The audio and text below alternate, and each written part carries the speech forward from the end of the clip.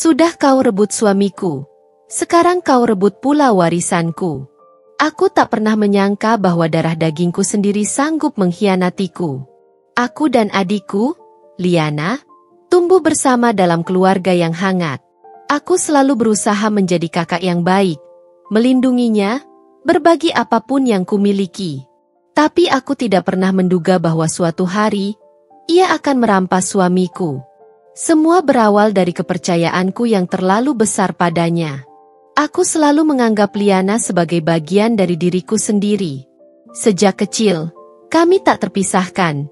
Aku yang lebih tua selalu menjaganya, memastikan ia baik-baik saja.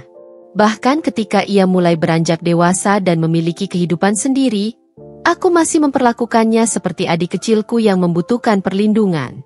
Aku ingat hari itu dengan jelas. Aku mengundang Liana makan malam di rumahku, seperti yang sering kulakukan. Arya, suamiku, menyambutnya dengan ramah, seperti biasa. Kami bercanda, tertawa bersama, dan aku merasa nyaman melihat dua orang yang kusayangi bisa akrab satu sama lain. Aku tak pernah menyadari bahwa di balik senyum mereka, ada sesuatu yang mulai berkembang. Sebuah pengkhianatan yang perlahan tumbuh di belakangku.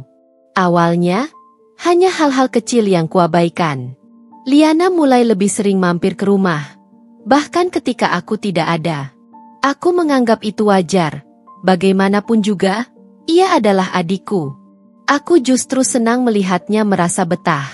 Kadang, aku pulang kerja dan mendapati mereka sedang mengobrol di ruang tamu, tertawa bersama tentang sesuatu yang hanya mereka mengerti. Aku tidak curiga. Mengapa aku harus curiga? Pernikahanku dengan Arya awalnya penuh kebahagiaan. Kami membangun kehidupan bersama dengan impian dan harapan yang kami rajut sejak awal pernikahan. Aku mencintainya sepenuh hati. Dan aku yakin ia pun mencintaiku dengan cara yang sama. Setiap pagi, kami sarapan bersama, berbagi cerita tentang pekerjaan dan rencana masa depan. Rasanya tak ada yang bisa menggoyahkan rumah tangga kami. Namun, semua mulai berubah ketika Liana semakin sering datang ke rumah. Aku selalu menganggap kedekatan mereka sebagai sesuatu yang wajar. Liana adalah adikku, dan Arya adalah suamiku. Dua orang yang kusayangi dan kupercaya. Mereka sering mengobrol di ruang tamu saat aku sibuk di dapur, atau terkadang saat aku harus lembur dan pulang larut malam. Kupikir, mungkin Liana hanya merasa nyaman berbicara dengan Arya karena ia memang sosok yang menyenangkan dan mudah bergaul. Tapi ternyata, aku terlalu naif. Perubahan kecil mulai terjadi. Arya semakin sering bersikap dingin padaku. Ia yang dulu selalu menyambutku pulang dengan senyuman, kini sering hanya memberi jawaban singkat saat kutanya tentang harinya. Aku mengabaikan tanda-tanda ini, menganggapnya sebagai dampak dari kesibukan kerja. Namun, ketika Liana datang, sikap Arya berubah. Senyumnya kembali, matanya berbinar, dan ia menjadi lebih bersemangat. Saat itulah aku mulai merasa ada sesuatu yang salah. Aku mencoba meyakinkan diriku sendiri bahwa aku hanya berpikir berlebihan. Aku tak ingin berprasangka buruk kepada adikku sendiri. Tapi semakin lama, semakin sulit untuk mengabaikan perasaan tidak nyaman yang mulai tumbuh di dalam hatiku. Suatu hari, aku memutuskan untuk menguji sesuatu. Aku berkata pada Arya bahwa aku akan pulang larut karena ada rapat mendadak di kantor. Namun, aku sengaja pulang lebih awal tanpa memberitahunya. Saat membuka pintu rumah, aku mendengar suara tawa mereka dari ruang tamu. Tawa yang begitu lepas, begitu akrab, tawa yang sudah lama tak kudengar dari Arya ketika bersamaku. Hatiku mencelos. Aku berdiri di ambang pintu, menyaksikan pemandangan yang selama ini kusepelekan.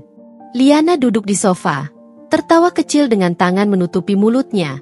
Sementara Arya menatapnya dengan tatapan yang begitu lembut, tatapan yang dulu hanya untukku. Aku mengatur napas dan berusaha bersikap biasa saja. Aku melangkah masuk dengan senyum yang kupaksakan. Mereka berdua terdiam sejenak. Lalu Arya buru-buru berdiri dan tersenyum padaku. "Kamu sudah pulang?" tanyanya, seolah tak terjadi apa-apa. Aku hanya mengangguk dan melirik arah Liana. yang kini menunduk dan memainkan jari-jarinya, terlihat sedikit canggung. Saat itu, aku ingin bertanya, ingin menuntut penjelasan, tapi entah mengapa aku merasa takut. Hari-hari berikutnya semakin membuatku resah. Arya mulai sering pulang larut tanpa alasan yang jelas. Dulu, jika ia lembur, ia selalu memberitahuku dan mengabariku setiap beberapa jam. Sekarang, ponselnya sering tak aktif, dan saat kutanya, jawabannya selalu singkat dan menghindar. Ada urusan kerja, katanya. Namun, aku mulai meragukan ucapannya. Tak hanya itu, Liana juga mulai berubah. Ia tak lagi sering menghubungiku seperti dulu. Jika biasanya ia akan mengajakku pergi berbelanja atau sekadar makan bersama, kini ia lebih sering beralasan sibuk. Aku mulai merasa dijauhi oleh adikku sendiri, dan rasa curiga itu semakin menguat di hatiku. Aku mencoba menenangkan diri, mencari pembenaran, tapi instingku berkata bahwa ada sesuatu yang mereka sembunyikan dariku. Puncaknya terjadi pada suatu malam ketika aku tak bisa tidur. Aku turun ke dapur untuk mengambil air, dan di sana aku melihat ponsel Arya tergeletak di meja. Layar ponselnya menyala, menampilkan notifikasi pesan. Aku tak berniat mengintip, tapi mataku menangkap nama pengirim pesan itu, Liana. Tanganku gemetar saat mengambil ponsel itu. Aku tahu aku seharusnya tidak membuka privasi suamiku, tapi hatiku berkata lain. Dengan napas tertahan, aku membuka pesan itu. Aku rindu kamu. Kapan kita bisa bertemu lagi tanpa harus sembunyi-sembunyi? Aku membaca kalimat itu berulang kali, berharap bahwa aku salah lihat, bahwa ini semua hanya mimpi buruk. Tapi ini nyata. Liana, adikku sendiri, telah menghancurkan kepercayaanku. Dan Arya, lelaki yang dulu bersumpah akan mencintaiku selamanya, kini menyimpan rahasia paling menyakitkan di belakangku. Aku ingin marah, ingin berteriak, ingin membangunkan Arya dan menuntut penjelasan. Tapi yang kulakukan hanyalah berdiri di sana, menggenggam ponsel itu dengan air mata yang mulai mengalir. Malam itu, aku duduk di ruang tamu hingga fajar, memikirkan segalanya. Aku ingin menyangkal, ingin percaya bahwa ini hanya kesalahpahaman. Tapi pesan itu terlalu jelas. Aku tahu pernikahanku tak akan pernah sama lagi setelah ini. Dan yang lebih menyakitkan, pengkhianatan ini datang dari dua orang yang paling aku percaya. Aku menghela napas panjang, mencoba menenangkan diri.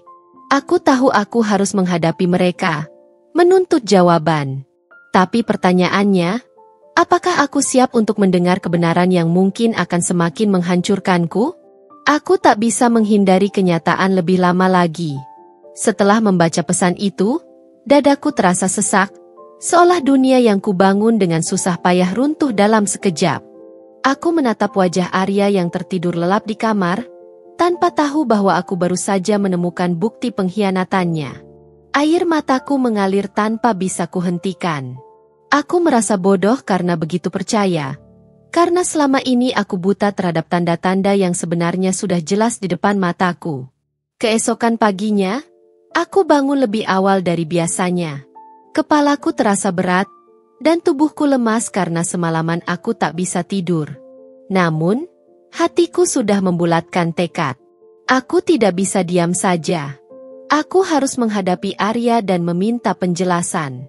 Aku menyiapkan sarapan seperti biasa, meskipun tanganku gemetar saat menyusun piring di meja. Saat Arya duduk dan mulai menyantap makanannya, aku mengambil napas dalam-dalam. "Mas," panggilku dengan suara yang berusaha kuatur agar tetap tenang. Ia menjawab tanpa menoleh, sibuk menggulir ponselnya. Ponsel yang semalam memberitahuku kebenaran pahit itu. "Aku menemukan pesan di ponselmu tadi malam," ucapku, berusaha mengamati reaksinya. Arya terdiam sejenak. Matanya perlahan terangkat, menatapku dengan ekspresi yang sulit ku mengerti. Ada keterkejutan di sana, tapi juga sesuatu yang lain, sesuatu yang menyerupai ketakutan. "Pesan dari Liana," lanjutku. "Apa maksudnya, Mas? Apa yang sebenarnya terjadi antara kalian?" Untuk pertama kalinya, aku melihat Arya benar-benar kehilangan kata-kata.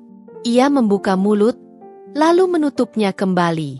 Aku bisa melihat kegelisahan di wajahnya, seolah ia sedang berusaha mencari alasan atau mungkin membentuk kebohongan yang cukup meyakinkan. Tapi aku tidak akan memberinya kesempatan untuk berbohong lagi. Aku ingin kejujuran, tegasku, suaraku bergetar. Setelah semua yang kita lalui, setelah semua kepercayaan yang kuberikan padamu, kau masih akan menyembunyikan sesuatu dariku. Arya menarik napas panjang. Tangannya menggenggam sendok dengan erat, lalu ia meletakkannya perlahan di atas piring. Aku tidak bermaksud menyakitimu, katanya akhirnya. Kata-kata itu membuatku tertawa pahit. Tidak bermaksud menyakitiku? Lalu apa yang kau sebut ini, Mas? Kau berselingkuh dengan adikku sendiri. Kau menghancurkan kepercayaan dan pernikahan kita. Aku bisa melihat wajahnya berubah. Ia tidak lagi berusaha mengelak. Mata kami bertemu, dan di sana aku menemukan jawaban yang paling kutakuti. Aku mencintai Liana, bisiknya pelan, namun cukup jelas untuk membuat jantungku seakan berhenti berdetak. Dunia terasa berputar. Aku ingin percaya bahwa aku salah dengar, bahwa ini hanyalah mimpi buruk yang bisa segera kutinggalkan begitu aku terbangun. Tapi tidak, ini nyata. Arya baru saja mengatakan sesuatu yang benar-benar menghancurkanku. Aku mencengkeram ujung meja, mencoba menahan diri agar tidak menangis di depannya. Sejak kapan? Tanyaku dengan suara yang hampir tak terdengar. Arya menundukkan kepalanya, seolah malu untuk menjawab. Aku tidak tahu pasti, mungkin beberapa bulan terakhir. Aku memejamkan mata, mencoba menenangkan gejolak dalam dadaku. Beberapa bulan terakhir? Jadi selama ini aku hidup dalam kebohongan. Sementara mereka berdua dengan mudahnya bermain di belakangku. Liana tahu bahwa kau sudah menikah denganku, kataku lirih. Dia tahu aku mencintaimu. Lalu bagaimana bisa dia? Bagaimana bisa kalian melakukan ini padaku? Arya mengusap wajahnya, tampak frustasi. Aku tidak bisa mengendalikan perasaanku. Sayang, aku tidak pernah berniat menyakitimu, tapi aku juga tidak bisa mengabaikan perasaan ini.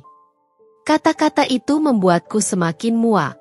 Aku menatapnya dengan penuh kemarahan dan kekecewaan. Kau tidak bisa mengendalikan perasaanmu, tapi kau bisa mengendalikan tindakanmu, Mas. Kau bisa memilih untuk tidak mengkhianatiku, tapi kau tetap melakukannya. Aku berdiri dari kursiku, merasa tak sanggup lagi duduk di hadapannya. Kalau begitu, apa maumu sekarang? Kau ingin meninggalkanku demi Liana? Tanyaku dengan nada yang syarat akan kepedihan. Arya menatapku, dan untuk sesaat aku berharap ia akan mengatakan sesuatu yang bisa menyelamatkan pernikahan kami. Tapi yang keluar dari mulutnya justru jawaban yang paling menyakitkan. Aku tidak ingin berbohong lagi. Aku mencintai Liana, dan aku ingin bersamanya. Hatiku seakan hancur berkeping-keping. Aku menatap lelaki yang pernah kucintai dengan segenap jiwa, lelaki yang pernah berjanji akan selalu bersamaku, dan kini ia memilih pergi demi adikku sendiri. Tanpa berkata apa-apa lagi, aku berjalan menjauh. Aku tak ingin ia melihat air mataku jatuh, tak ingin memberikan kepuasan pada pengkhianat sepertinya. Saat itu, aku tahu bahwa ini adalah akhir dari segalanya. Aku telah kehilangan suamiku, dan lebih dari itu, aku telah kehilangan kepercayaanku terhadap orang-orang yang selama ini paling kucintai. Setelah pengakuan Arya, duniaku terasa runtuh. Aku mengurung diri di kamar selama berhari-hari, membiarkan tangis dan kesedihan menguasai diriku. Aku tak lagi peduli pada waktu, tak lagi peduli pada dunia di luar sana. Rasanya seakan seluruh kebahagiaan yang pernah kumiliki telah direnggut dariku. Adikku sendiri, orang yang selama ini kuberikan kasih sayang tanpa syarat, telah menusukku dari belakang. Dan suamiku, lelaki yang pernah berjanji untuk mencintaiku selamanya, telah memilih pergi demi dirinya. Aku tak bisa memahami bagaimana mereka sanggup melakukan ini padaku. Apa aku tidak cukup baik? Apa semua yang kulakukan selama ini tidak berarti? Aku mencari alasan, mencari penjelasan, tapi tak ada satupun yang bisa menghapus luka ini. Aku hanya merasa hampa. Hari demi hari berlalu, dan aku tahu aku tak bisa terus seperti ini. Aku harus bangkit, harus menemukan cara untuk melanjutkan hidupku. Tapi bagaimana caranya? Setiap sudut rumah ini mengingatkanku pada Arya, pada kebersamaan yang pernah kami miliki. Setiap kenangan bersamanya kini terasa seperti racun yang perlahan membunuhku. Aku pindah ke apartemen kecil di pinggiran kota. Tempatnya jauh lebih sederhana dibanding rumah yang kutinggali bersama Arya. Tapi setidaknya di sini, aku bisa memulai kembali. Tak ada perabotan yang mengingatkanku padanya. Tak ada kenangan yang menghantui setiap sudut ruangan. Ini adalah lembaran baru. Atau setidaknya aku berusaha meyakinkan diriku demikian. Hari-hari pertamaku di tempat baru terasa sulit. Aku masih sering terbangun di tengah malam, merasakan kehampaan di sisi tempat tidurku. Aku masih terbiasa menunggu pesan dari Arya, meskipun aku tahu itu tak akan pernah datang lagi.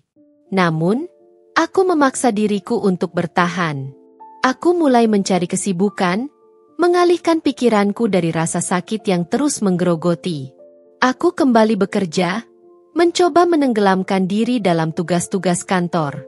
Rekan-rekanku menyadari perubahan dalam diriku, tapi aku tak ingin membicarakannya. Aku tak ingin mereka melihatku sebagai wanita yang hancur karena pengkhianatan. Jadi, aku tersenyum, berpura-pura baik-baik saja.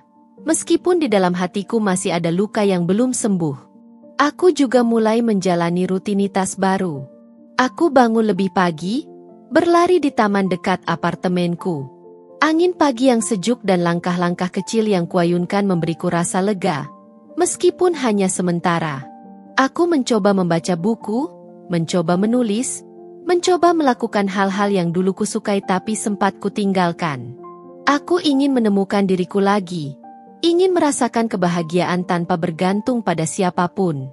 Namun, ada saat-saat di mana rasa sakit itu kembali menghantam tanpa peringatan. Seperti ketika aku sedang berbelanja di supermarket dan tanpa sengaja melihat pasangan yang sedang tertawa bersama, mengingatkanku pada hari-hari bahagia bersama Arya. Atau ketika aku menerima pesan dari keluargaku, menanyakan kabarku dengan nada canggung. Seolah mereka juga bingung bagaimana harus bersikap setelah apa yang terjadi. Liana pernah mencoba menghubungiku.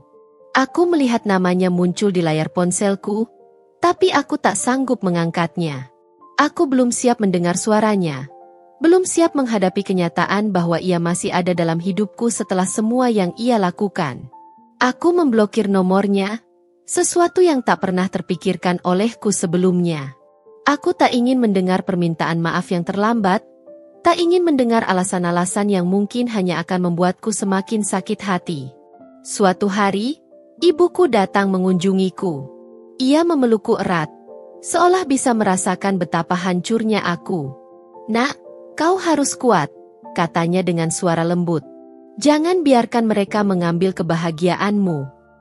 Kata-kata itu menyadarkanku. Aku telah kehilangan banyak hal, tapi aku masih punya diriku sendiri.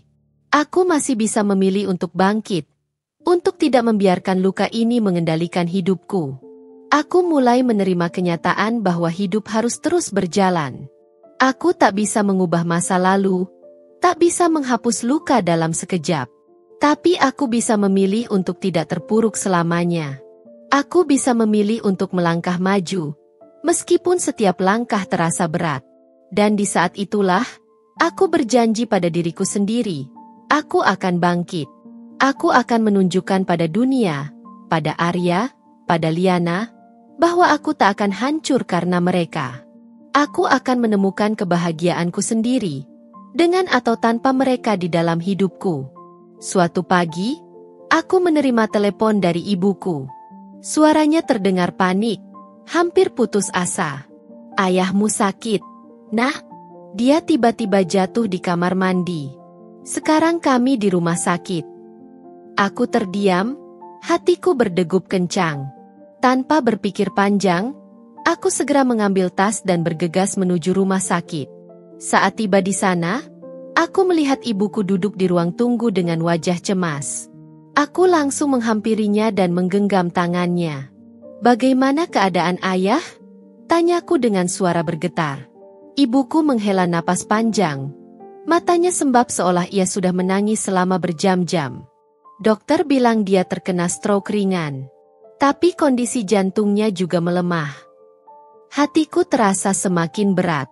Ayah adalah sosok yang selalu tampak kuat di mataku. Melihatnya terbaring lemah di rumah sakit seperti ini adalah sesuatu yang tak pernah kubayangkan. Aku memasuki ruang perawatannya dengan perasaan campur aduk. Di sana, aku melihatnya terbaring dengan selang infus di tangannya. Wajahnya tampak lebih pucat dari biasanya.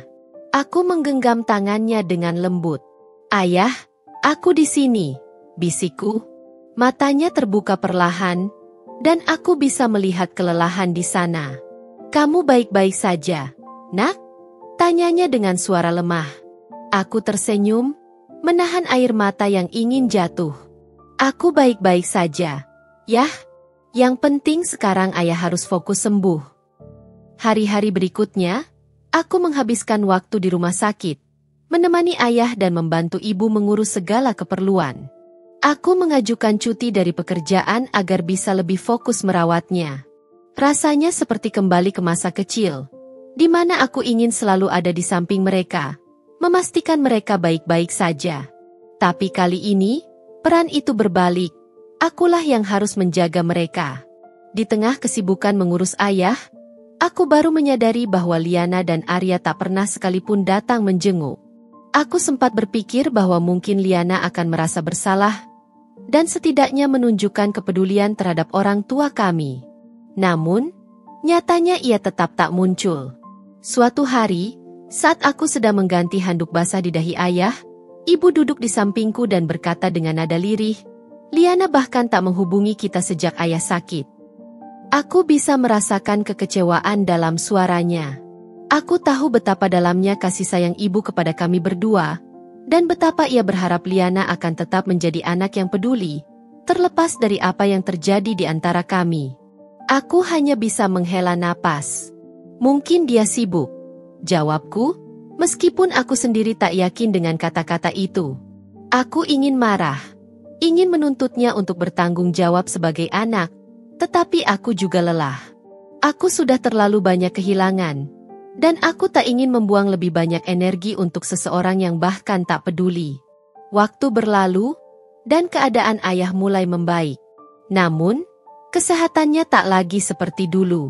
Dokter menyarankan agar ia lebih banyak beristirahat dan menghindari stres. Aku dan ibu sepakat untuk lebih sering menemani dan merawatnya di rumah. Aku bahkan mulai mempertimbangkan untuk pindah kembali ke rumah orang tuaku, setidaknya sampai ayah benar-benar pulih. Suatu sore, saat aku sedang duduk di teras bersama ayah, ia menatapku dengan lembut dan berkata, "Aku bangga padamu, Nak." Aku menoleh, sedikit terkejut. "Untuk apa, Yah?" tanyaku. Ayah tersenyum lemah. "Kamu tetap kuat, meskipun banyak hal buruk terjadi. Kamu tidak lari dari tanggung jawab, tidak membiarkan dirimu terpuruk. Itu hal yang tak mudah dilakukan." Aku terdiam, merasakan hangatnya kata-kata ayah. Aku tahu aku masih berproses, masih berjuang untuk benar-benar pulih. Tetapi mendengar ayah mengatakan itu membuatku merasa sedikit lebih ringan, seolah semua usahaku selama ini tidak sia-sia. Hari itu, aku menyadari sesuatu. Aku mungkin telah kehilangan banyak hal, suami, adik, kepercayaan. Tetapi aku masih punya orang tuaku, masih punya keluarga yang tetap ada untukku. Dan selama aku masih memiliki mereka, aku akan terus berusaha bangkit, apapun yang terjadi. Beberapa bulan kemudian, dunia kami kembali terguncang. Ayah dan ibu meninggal dalam waktu yang berdekatan. Kehilangan mereka membuatku merasa hancur, seolah dunia sekali lagi menarik sesuatu yang sangat berharga dariku. Aku berusaha tegar, tetapi kesedihan itu begitu mendalam hingga rasanya aku hampir tenggelam di dalamnya. Setelah pemakaman, Aku mengurung diri di kamar selama berhari-hari. Aku merasa sepi, lebih sepi daripada sebelumnya. Aku kehilangan sosok yang selalu menjadi tempatku bersandar, kehilangan satu-satunya keluarga yang masih benar-benar peduli padaku. Liana? Aku bahkan tak tahu apakah dia benar-benar merasa kehilangan atau tidak. Namun, kesedihanku belum sempat mereda ketika masalah lain muncul. Beberapa hari setelah pemakaman, aku dipanggil oleh notaris keluarga untuk mendengar pembacaan surat wasiat orang tuaku. Aku datang sendirian, sementara Liana muncul bersama Arya. Aku tak ingin berbicara dengan mereka, jadi aku hanya duduk diam sambil menunggu notaris memulai pembacaan. Setelah mempertimbangkan dengan saksama, almarhum bapak dan ibu memutuskan untuk mewariskan seluruh aset mereka kepada anak pertama mereka, saudari Maya, ujar notaris itu dengan suara tenang. Ruangan itu mendadak sunyi. Aku terkejut. Meskipun dalam hati aku tahu bahwa orang tuaku mungkin mengambil keputusan ini karena melihat siapa yang benar-benar peduli kepada mereka di saat-saat terakhir. Namun, aku sama sekali tidak menginginkan harta itu. Aku hanya ingin mereka kembali. Reaksi Liana sungguh di luar dugaanku. Wajahnya memerah karena marah. Dan sebelum notaris sempat melanjutkan, dia langsung menudingku dengan penuh emosi. Ini tidak adil. Kenapa hanya dia yang mendapatkan semuanya? Aku juga anak mereka. Suaranya bergetar, penuh kemarahan. Aku menatapnya dengan tenang. Meskipun dalam hatiku, aku bisa merasakan kepedihan yang kembali menyusup. Mungkin karena mereka tahu siapa yang benar-benar ada untuk mereka saat mereka membutuhkan. Ucapku dengan suara lirih, tapi cukup jelas untuk didengar semua orang di ruangan itu. Liana mengepalkan tangannya. Jangan sok suci. Mbak, kau sengaja kan merawat mereka saat sakit agar semua warisannya jatuh ke tanganmu? Aku tertawa kecil, meskipun tidak ada kebahagiaan di dalamnya. Aku tidak pernah memintanya. Jika kau peduli pada orang tua kita saat mereka masih hidup, mungkin mereka akan mempertimbangkan keputusan yang berbeda. Arya yang sejak tadi diam akhirnya angkat bicara. Ini masalah keluarga. Maya, kau tidak bisa begitu saja mengklaim semua harta tanpa membicarakannya dengan Liana. Aku menatapnya tajam. Ini bukan masalah klaim.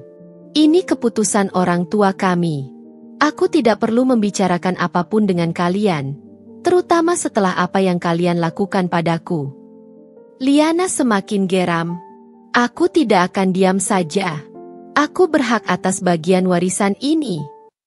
Aku menarik napas dalam, mencoba menenangkan diriku.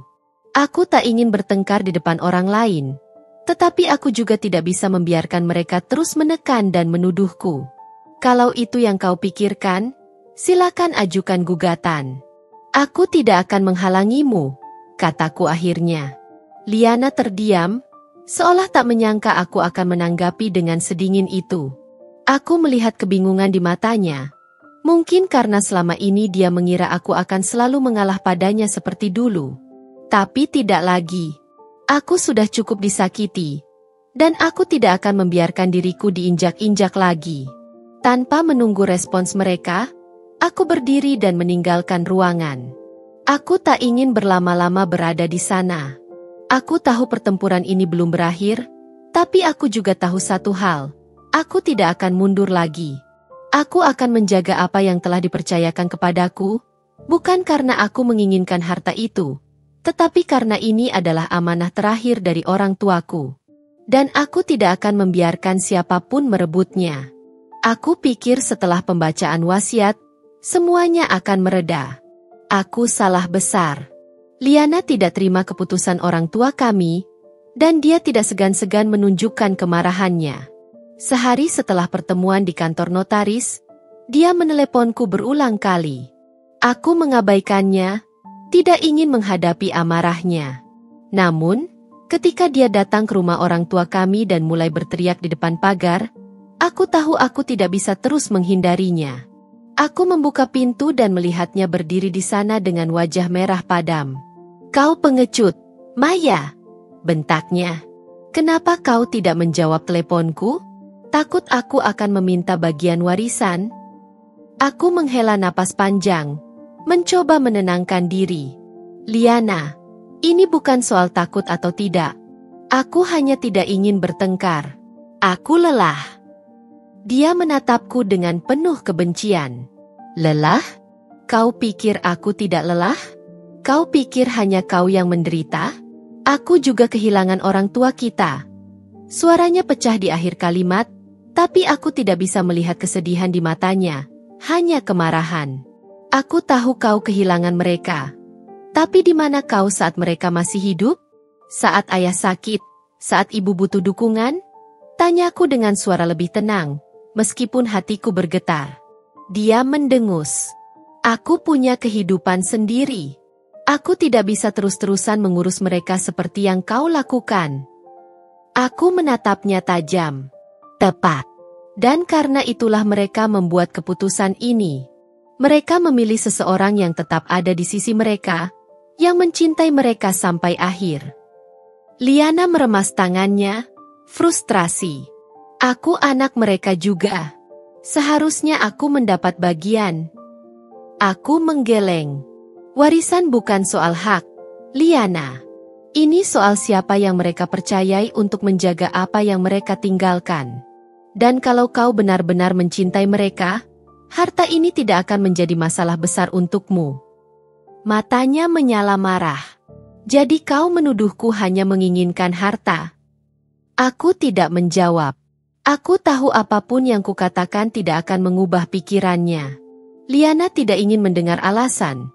Dia hanya ingin mendapatkan apa yang dia rasa berhak ia miliki. Aku tidak akan membiarkanmu mengambil semuanya, katanya tegas. Jika kau tidak mau membaginya secara baik-baik, aku akan menggugatmu. Aku akan memastikan pengadilan membagi warisan ini secara adil. Aku menatapnya, tak terkejut sedikit pun. Lakukan apa yang kau mau, Liana. Aku tidak akan mundur. Dia terdiam sesaat, mungkin tidak menyangka aku akan begitu tegas. Dulu, aku selalu mengalah.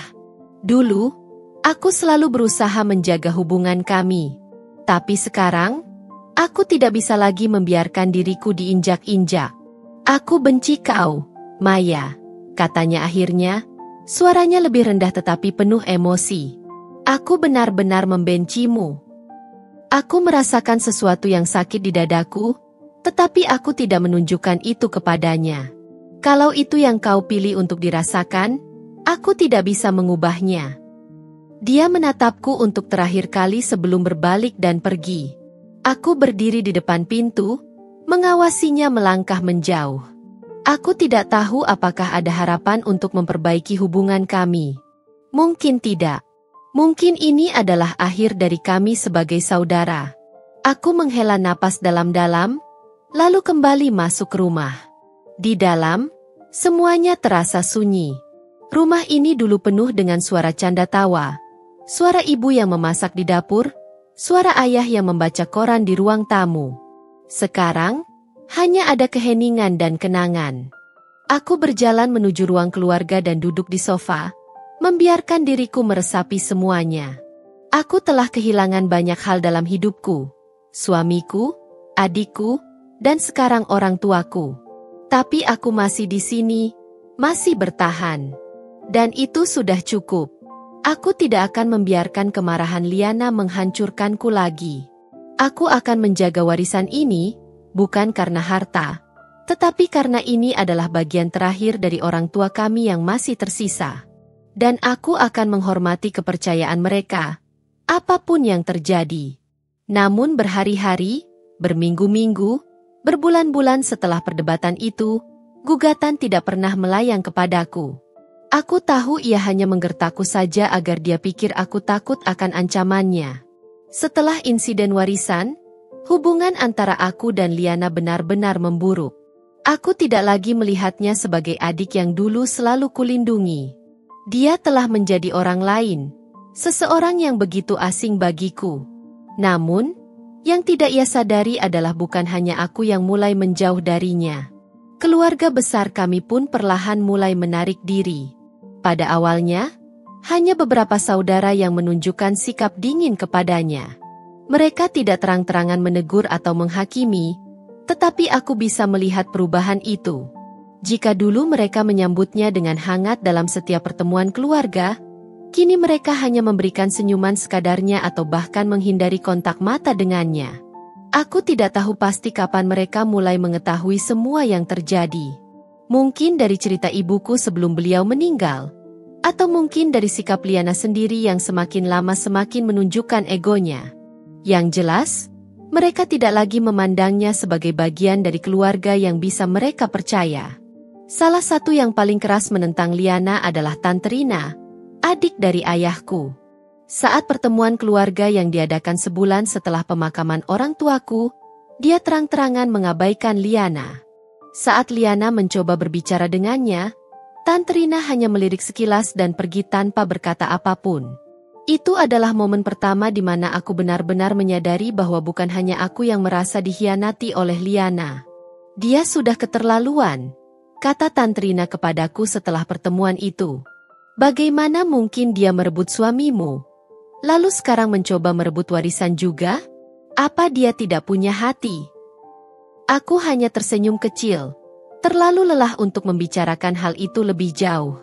Aku tidak ingin memikirkannya lagi. Tante, jawabku, biarkan saja. Aku hanya ingin melanjutkan hidupku. Namun, bagi keluarga besar kami, ini bukan sekadar masalah pribadi antara aku dan Liana. Ini adalah masalah prinsip, masalah kehormatan. Dalam keluarga kami, kesetiaan dan kepercayaan adalah segalanya. Dan ketika seseorang mengkhianati darah dagingnya sendiri, itu adalah dosa yang sulit dimaafkan. Tidak hanya Tante Rina, paman dan sepupu-sepupu kami pun mulai menjauh dari Liana. Jika ada acara keluarga, mereka tidak lagi mengundangnya. Jika ada kabar penting, mereka lebih memilih mengabarkanku daripada dirinya. Aku tahu ini pasti menyakitkan baginya, tetapi aku juga tahu bahwa ini adalah konsekuensi dari tindakannya sendiri. Beberapa bulan setelah pertemuan keluarga terakhir, aku mendengar kabar bahwa Liana mulai mengeluh kepada beberapa saudara jauh bahwa dia merasa dikucilkan. Dia menyalahkan semua orang, termasuk aku, atas perlakuan yang ia terima. Mbak Maya pasti mempengaruhi mereka semua, katanya dalam salah satu pesan yang tak sengaja kudengar dari seorang sepupu. Aku hanya bisa menggelengkan kepala. Aku tidak pernah meminta siapapun untuk membencinya. Aku bahkan tidak pernah membicarakan masalah ini kepada keluarga besar. Mereka sendiri yang menilai dan mengambil keputusan. Tetapi Liana, seperti biasa, lebih memilih menyalahkan orang lain daripada mengakui kesalahannya sendiri. Pada suatu hari, aku bertemu dengan sepupuku, Dinda, yang cukup dekat dengan Liana di masa lalu. Aku sudah mencoba berbicara dengannya, kata Dinda. Tapi dia masih tidak mau mengakui kesalahannya. Dia bilang semua orang terlalu berlebihan, dan bahwa dia hanya mengikuti hatinya. Aku tersenyum pahit. Mengikuti hati dengan menghancurkan hidup orang lain? Tanyaku retoris. Dinda menghela napas. Aku kasihan padanya, jujur saja. Tapi di sisi lain, aku juga tidak bisa membela seseorang yang tidak mau mengubah dirinya sendiri. Aku tahu di lubuk hatiku, ada sedikit rasa iba terhadap Liana. Bagaimanapun, dia adalah adikku. Tetapi aku juga sadar bahwa aku tidak bisa menyelamatkannya dari dirinya sendiri. Jika dia terus berpikir bahwa semua ini adalah kesalahan orang lain, maka dia akan semakin terpuruk dalam kebenciannya. Waktu terus berlalu. Dan perlahan Liana mulai benar-benar terisolasi dari keluarga besar. Tidak ada yang menghubunginya lagi. Tidak ada yang mengundangnya ke acara keluarga. Bahkan dalam pernikahan salah satu sepupu kami, namanya tidak ada dalam daftar tamu. Itu adalah bukti bahwa ia telah kehilangan tempatnya di dalam keluarga ini. Aku mendengar kabar bahwa dia mulai sering mengeluh kepada Arya.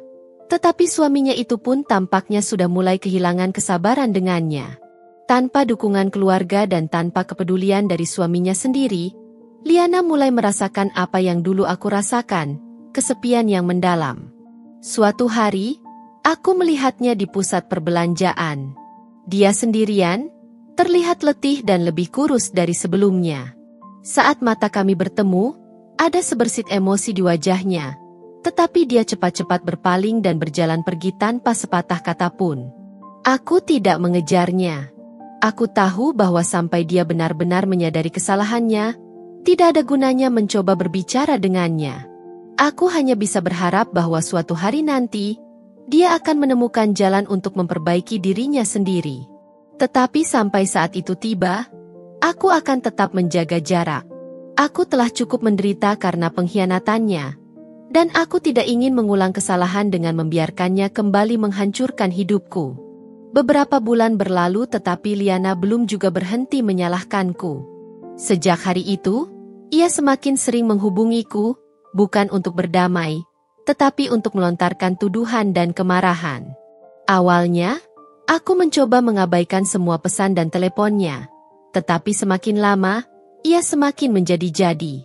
Suatu malam, aku sedang duduk di ruang tamu, menikmati secangkir teh hangat, ketika ponselku kembali berdering. Nama Liana muncul di layar. Aku menatapnya lama, mempertimbangkan apakah aku harus menjawab atau tidak. Pada akhirnya, aku menghela napas panjang dan mengangkatnya. Aku mengusap wajahku, merasa lelah dengan tuduhannya. Begitu aku mengucapkan, "Halo," suara Liana langsung meledak di telingaku. "Kau pasti puas sekarang, kan? Kau sudah mendapatkan semuanya. Rumah, uang, bahkan keluarga." Liana, aku tidak pernah menginginkan semua ini. Aku hanya menerima keputusan orang tua kita. Jawabku dengan suara tenang, meskipun dalam hati aku mulai muak dengan drama ini. Tapi kau tidak berusaha membaginya denganku, seru Liana, suaranya penuh amarah. Kau tahu betul bahwa aku juga anak mereka. Kau tahu betul bahwa aku juga punya hak. Aku menghela napas. Lagi-lagi kau membahas hak? Tanyaku pelan. Liana, di mana hak itu saat orang tua kita masih hidup? Di mana kau saat ayah sakit? Di mana kau saat ibu menangis karena kelelahan merawatnya sendirian? Kau bahkan tidak pernah menjenguk mereka. Dan sekarang, setelah mereka tiada, kau tiba-tiba mengingat hakmu. Sejenak, tak ada suara dari seberang telepon. Aku berharap kata-kataku menyentuh sedikit kesadarannya, tetapi harapanku sia-sia. Liana justru tertawa sinis. Jadi ini balas dendammu, ya? Kau membiarkan mereka menuliskan semua itu hanya untuk menyakitiku? Kau ingin aku menderita? Aku menutup mataku sejenak, mencoba mengendalikan emosiku. Liana, ini bukan tentang balas dendam. Aku tidak punya kuasa atas keputusan mereka. Mereka memilihku karena mereka tahu aku akan menjaga warisan ini dengan tanggung jawab. Tapi kalau kau mau menggugat, silakan. Aku tidak akan menghentikanmu. Aku tidak butuh pengadilan, bentaknya. Aku hanya ingin kau mengakui bahwa kau selalu ingin merebut segalanya dariku. Sejak dulu, kau selalu ingin menjadi yang lebih baik. Kau selalu ingin terlihat sebagai anak kebanggaan. Aku tertawa kecil, meskipun rasanya lebih pahit daripada lucu. Kau benar-benar tidak mengenalku, ya? Suaraku nyaris berbisik. Aku tidak pernah ingin bersaing denganmu, Liana. Aku hanya ingin menjadi kakakmu. Aku hanya ingin kita saling mendukung, bukan saling menjatuhkan. Tapi kau telah menjatuhkanku. Suaranya melemah, nyaris terdengar putus asa. Aku kehilangan segalanya. Maya, keluarga tidak ada lagi di pihakku. Mereka memandangku dengan jijik. Bahkan Arya, dia mulai berubah. Hidupku tidak seperti yang kubayangkan. Aku menggigit bibirku. Sejujurnya, aku tidak terkejut. Aku sudah lama mendengar desas-desus bahwa pernikahan Liana dan Arya tidak berjalan dengan baik. Tapi aku tidak ingin menanggapinya. Apalagi merasa puas karena mereka mengalami kesulitan. Arya mulai berubah? Tanyaku, mencoba untuk tetap netral. Liana tertawa pelan, tetapi aku bisa mendengar kesedihan di baliknya. Dia bukan pria yang sama seperti dulu. Dia sering pulang larut malam, Bahkan kadang tidak pulang sama sekali. Dia mudah marah, dan dia mulai bersikap dingin padaku. Aku pikir dia mencintaiku. Maya, aku pikir dia meninggalkanmu karena aku adalah satu-satunya yang dia inginkan. Tapi sekarang, aku mulai meragukannya. Aku menatap lantai, perasaan campur aduk. Aku pernah merasakan kepedihan yang sama, dan aku tahu betapa sakitnya dikhianati oleh seseorang yang kau cintai. Tapi berbeda denganku, Liana mengalami ini setelah dia sendiri menjadi penyebab luka yang sama bagiku. Lalu, kenapa kau menyalahkanku? Tanyaku akhirnya. Ini hidup yang kau pilih, Liana. Kau memilih Arya, kau memilih untuk mengkhianatiku. Sekarang, ketika semuanya tidak berjalan sesuai keinginanmu, kau datang padaku seolah aku penyebabnya. Dia terdiam lama sebelum akhirnya berkata dengan suara lirih, karena aku butuh seseorang untuk disalahkan. Kata-katanya membuatku tersentak. Selama ini, aku selalu berpikir bahwa Liana membenciku karena dia benar-benar percaya bahwa aku adalah musuhnya. Tapi sekarang aku menyadari sesuatu. Dia tidak membenci aku. Dia membenci keadaannya sendiri. Dan dia tidak bisa menerima kenyataan bahwa semua ini adalah akibat dari pilihannya sendiri. Liana, aku menghela napas panjang, berusaha meredam emosi yang masih tersisa. Aku tidak bisa mengubah masa lalu. Aku juga tidak bisa terus menanggung beban kesalahan yang bukan milikku. Aku sudah cukup menderita karena pengkhianatan kalian. Jadi kalau kau mencari seseorang untuk dipersalahkan, aku bukan orangnya. Aku bisa mendengar isakan pelan dari seberang telepon. Untuk pertama kalinya, Liana terdengar rapuh, tidak lagi penuh kemarahan seperti biasanya. Aku hanya ingin semuanya kembali seperti dulu. Bisiknya. Hatiku mencelos. Aku juga menginginkan hal yang sama. Aku ingin kembali ke masa di mana aku dan Liana bisa tertawa bersama tanpa ada kebencian di antara kami. Aku ingin kembali ke masa di mana keluargaku masih lengkap, di mana aku masih memiliki kepercayaan pada orang-orang yang kucintai. Tapi aku tahu, itu tidak mungkin. Beberapa hal telah rusak terlalu parah untuk bisa diperbaiki. Aku juga, jawabku jujur. Tapi kita tidak bisa kembali, Liana. Yang bisa kita lakukan hanya melanjutkan hidup kita masing-masing. Aku tidak tahu apakah kata-kataku sampai padanya atau tidak. Aku hanya tahu bahwa setelah percakapan itu, Liana tak lagi menghubungiku. Mungkin dia sedang mencoba mencari cara untuk berdamai dengan dirinya sendiri. Atau mungkin dia masih menyalahkanku dalam diam. Tapi satu hal yang pasti, aku telah melepaskan beban itu dari hatiku. Aku tidak bisa terus hidup dalam bayang-bayang kesalahannya. Aku telah memilih untuk melangkah maju. Dan kali ini, aku tidak akan membiarkan siapapun menarikku kembali ke dalam luka yang sudah berusaha kutinggalkan. Malam itu, hujan turun dengan derasnya, menghantam jendela apartemenku dengan suara gemuruh yang seakan mencerminkan kekacauan yang masih tersisa di dalam hatiku. Aku baru saja selesai membuat secangkir teh hangat ketika suara ketukan di pintu menggema di dalam ruangan yang sunyi. Aku terdiam sejenak, tak terbiasa menerima tamu, terutama di jam selarut ini. Dengan sedikit ragu, aku melangkah menuju pintu dan membukanya perlahan. Di sana, berdiri seseorang yang dulu begitu kukenal. Seseorang yang pernah menjadi bagian dari hidupku yang tak terpisahkan, Liana. Namun, dia bukan lagi adik yang kukenal bertahun-tahun lalu. Wajahnya pucat, matanya sembab, dan tubuhnya tampak lebih kurus dari terakhir kali aku melihatnya. Rambutnya acak-acakan, pakaiannya basah karena hujan, dan bibirnya sedikit bergetar. Entah karena udara dingin atau karena emosi yang tertahan. Aku ingin menutup pintu saat itu juga. Ingin berpura-pura bahwa dia tak pernah datang, bahwa aku tak pernah mengenalnya. Tapi sesuatu dalam sorot matanya membuatku ragu. Rasa penasaran bercampur dengan amarah dan luka lama yang belum sepenuhnya sembuh. Akhirnya, dengan enggan, aku melangkah ke samping, memberi isyarat agar dia masuk. Liana melangkah masuk dengan pelan, seolah takut akan reaksiku. Aku tak menyuruhnya duduk. dan dia pun tak berani langsung bicara. Aku hanya berdiri di dekat pintu, menyilangkan tangan di depan dada, menunggu penjelasan yang mungkin akan dia berikan. Butuh beberapa saat sebelum akhirnya dia bersuara. "Mas Arya selingkuh," katanya pelan, nyaris seperti bisikan yang tenggelam dalam suara hujan di luar. Aku merasakan hatiku berdenyut, tapi bukan karena simpati. Aku menatapnya, mencari kepastian bahwa dia tidak sedang berbohong.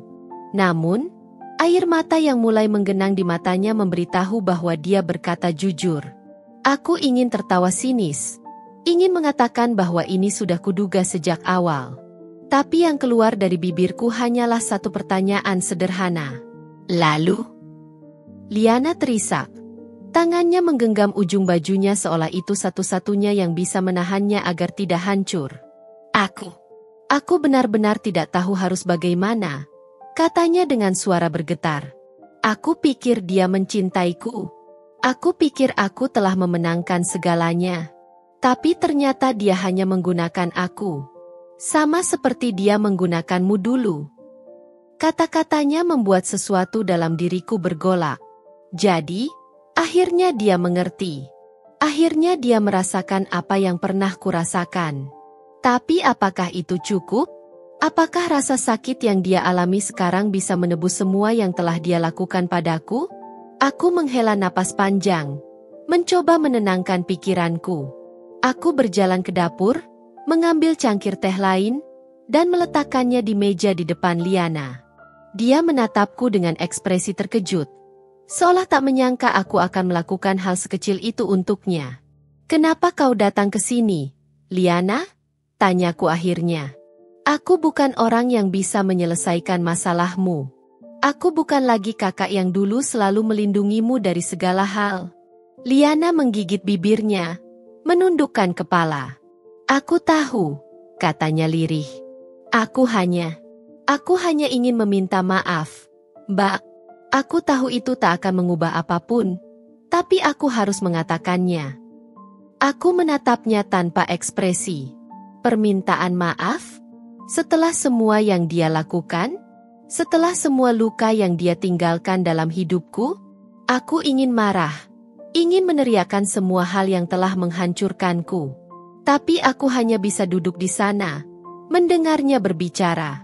"Aku salah, Mbak," lanjutnya, suaranya dipenuhi dengan rasa bersalah. "Aku buta karena cinta, atau mungkin karena keserakahan. Aku mengira dengan mengambil Arya darimu, aku akan mendapatkan kebahagiaan. Tapi ternyata tidak. Aku kehilangan segalanya. Keluarga membenciku. Arya menghancurkanku. Dan sekarang, aku bahkan tak tahu siapa diriku lagi." Aku menarik napas dalam-dalam. Ada bagian dalam diriku yang ingin membalas dendam. Ingin melihatnya merasakan rasa sakit yang sama seperti yang pernah dia berikan padaku. Tapi di sisi lain, aku juga tahu bahwa amarah tak akan membawaku kemana-mana. Aku telah menghabiskan cukup banyak waktu dalam penderitaan, dan aku tidak ingin menghabiskan lebih banyak lagi untuk membenci seseorang yang bahkan tak tahu bagaimana cara mencintai dengan benar. "Permintaan maafmu tidak akan mengubah apapun, Liana," kataku akhirnya. "Aku sudah melewati semua ini. Aku sudah belajar untuk berdiri sendiri, untuk tidak lagi melihat ke belakang. Jika kau datang ke sini untuk mencari pengampunan, aku tidak yakin aku bisa memberikannya. Tapi jika kau datang untuk benar-benar menyadari kesalahanmu, maka itu adalah langkah awal yang baik." Liana menangis lebih keras kali ini. Aku hanya duduk di sana, membiarkannya melepaskan semua rasa sakit yang dia simpan selama ini. Aku tidak mencoba menghiburnya, karena aku tahu itu bukan tugasku lagi. Aku bukan lagi kakak yang akan selalu ada untuknya, bukan lagi orang yang akan memberinya perlindungan tanpa syarat. Setelah beberapa saat, dia akhirnya menghapus air matanya dan bangkit berdiri. "Aku tidak tahu apakah kau bisa memaafkanku, Mbak. Tapi aku ingin kau tahu bahwa aku benar-benar menyesal." Aku mengangguk pelan. "Aku tahu," jawabku singkat.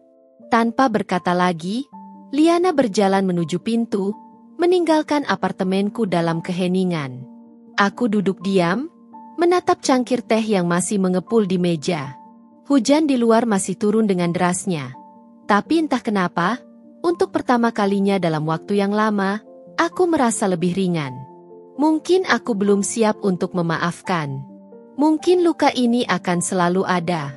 Tapi setidaknya, aku tahu bahwa aku tidak lagi terikat pada masa lalu. Aku telah menemukan kedamaian dalam diriku sendiri. Dan itu sudah cukup. Setelah kepergian Liana, aku kembali ke hidupku sendiri. Aku fokus pada pekerjaanku, pada hal-hal yang membuatku bahagia. Aku mulai bepergian, mengunjungi tempat-tempat yang selalu ingin ku datangi. Aku menemukan kebahagiaan dalam hal-hal kecil. Secangkir kopi di pagi hari, suara hujan di jendela, dan kebebasan untuk menjadi diriku sendiri tanpa bayang-bayang masa lalu. Suatu hari, saat aku duduk di taman, aku menyadari sesuatu. Aku sudah tidak lagi merasa sakit saat mengingat Arya dan Liana. Aku tidak lagi menangis ketika mengenang orang tuaku. Yang tersisa hanyalah rasa syukur. Syukur karena aku berhasil melewati semua itu. Karena aku masih berdiri. Karena aku masih memiliki kesempatan untuk menciptakan kebahagiaanku sendiri. Hidup tidak selalu berjalan seperti yang kita harapkan. Dan terkadang, orang-orang yang kita percayai adalah orang yang paling menyakiti kita.